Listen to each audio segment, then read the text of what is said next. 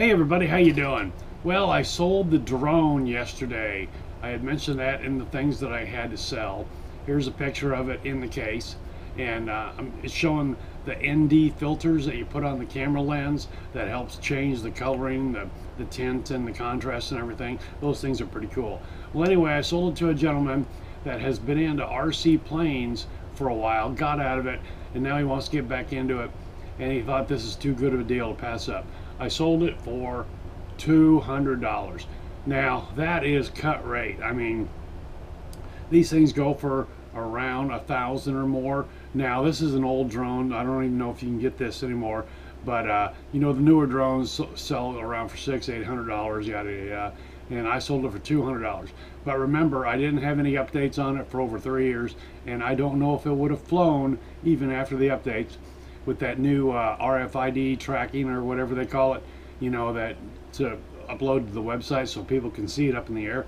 But anyway, he came and got it. Even had this little charging case that I built in a briefcase with a power strip and the chargers for the batteries for the drone. You can take that with you if you have a plug-in in your car or a inverter plugged into a power port. You can charge on the fly, on the go, and had extra blades and a landing gear and a helipad, you know, for it to land on, yada. So, you know, I paid $2,500 for this over 10 years ago, and so $200 for something that I can't show you fly, I thought that's a good price. Maybe I should have asked $300. I had like 6 people, you know, wanting to look at it. But going back to what I was saying about the girl with the Zippos, had several guys. One of them wanted me to deliver it to Des Moines. You know, it's like, no, I'm not driving to Des Moines to give you a hell of a deal. You want a hell of a deal, you come up to Nevada. You know, it's 30 miles and an hour and a half of your time, which ultimately the one guy did. Had another guy that wanted me to drive all the way to Cedar Rapids, which is 110 miles from here, 220-mile round trip. Said he'd give me $300 and pay for my gas. That's not the point. I'm not delivering this, okay? If you want it, you come here. All right, so anyway, it's just another layer of these people that want something for nothing that, you know, I mean, I do not offer shipping. On Facebook, they have a thing when you're filling out the posting, do you want to offer shipping? Well, I never put that on there.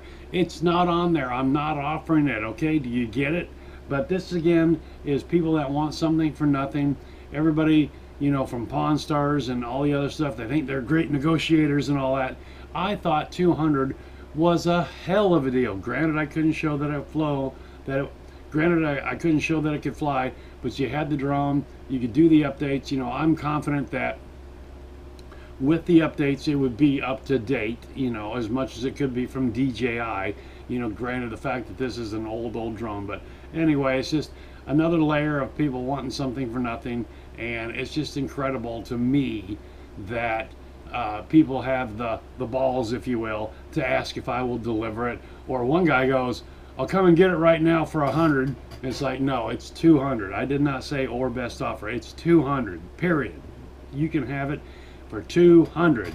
How is that so hard? I don't mind people, you know, somebody going, I'll give you $175. That'd be okay. I'd say no, $200, you know, because it's a hell of a deal. But anyway, just another one of those layers, like I've said over and over again here. People want something for nothing. People expect you to go out of your way to give them a great deal. It's just, it blows me away. All right, guys. See you again next time.